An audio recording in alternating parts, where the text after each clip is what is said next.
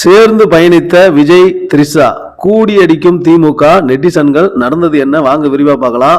தாவேக தலைவர் விஜயை கடுமையாக சாடி ஜஸ்டிஸ் ஃபார் சங்கீதா அப்படிங்கிற ஹேஷ்டாக நெட்டிசன்கள் இணையத்துல வைரல் ஆகிட்டு வராங்க. தமிழ் உட்பட பல்வேறு மொழிகள்ல நடிச்சு பிரபலமானவர் தான் நடிகை கீர்த்தி சுரேஷ். இவருக்கும் அவரது நீண்ட நாள் காதலருக்கும் அண்மையில கோவாவில் திருமணம் நடைபெற்றது. இதுல ஏராளமான திரைப்பட பிரபலங்கள் கலந்துகிட்டாங்க. அந்த வகையில நடிகர் விஜய் மற்றும் த்ரிஷா ஆகியோரும் இந்த திருமண நிகழ்ச்சியில பங்கேற்றாங்க. அதுதான் இப்போ இணையத்துல பெரும் பேசு பொருளா மாறி இருக்குது.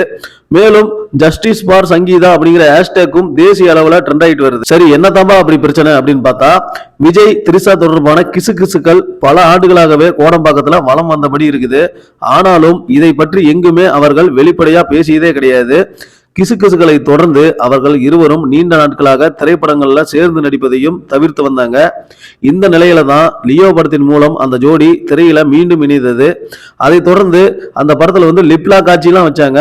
கடந்த 2 வருடங்களாக விஜய் சங்கீதா இடையே திருமண உறவு சரியா இல்லை அப்படின்னு கூறப்படுது. இது வதந்தி அப்படின்னு சொல்லப்பட்டாலும் அண்மை காலமாக சங்கீதா மற்றும் விஜய் இருவரும் ஜோடியா எங்கேயுமே பொது வெளியில காணப்படல. இத்தகைய சூழல்ல தான் கோவாவில் நடைபெற்ற கீர்த்தி சுரேஷோட திருமண விழாவிற்கு ஒரே விமானத்துல விஜய் மற்றும் த்ரிஷா 2 பேருமே பயணித்து போயிருக்காங்க. அது தொடர்பான புகைப்படங்கள் இணையத்துல வைரல் ஆகிட்டு வருது. விஜய் மற்றும் த்ரிஷா ஒரே விமானத்துல பயணித்த புகைப்படங்கள் சமூக வலைதளங்கள்ல ட்ரெண்ட் ஆகிட்டு வருது. அதனை பகிர்ந்து மழை வெள்ளத்தால் பாதிக்கப்பட்ட பகுதிகளுக்கு நேரடியாக செல்ல முடியல, ஆனால் சக நடிகையின் திருமணம் அப்படின்னு ஒண்ணு தனி விமானம் பிடிச்சு உங்களால் கோவா செல்ல முடிகிறதா அப்படின்னு திமுகவினரும் நெட்டிசன்களும் விஜய் வறுத்தெடுத்துட்டு வராங்க. மேலும் தனி மனித ஒழுக்கம் இல்லாத விஜய் திமுகவை ஒழிக்க வந்துட்டாராம் அப்படின்னும், இன்னும் அவர் நடிகரா மட்டும்தான் இருக்கிறாரு அப்படின்னும் சாடி வராங்க.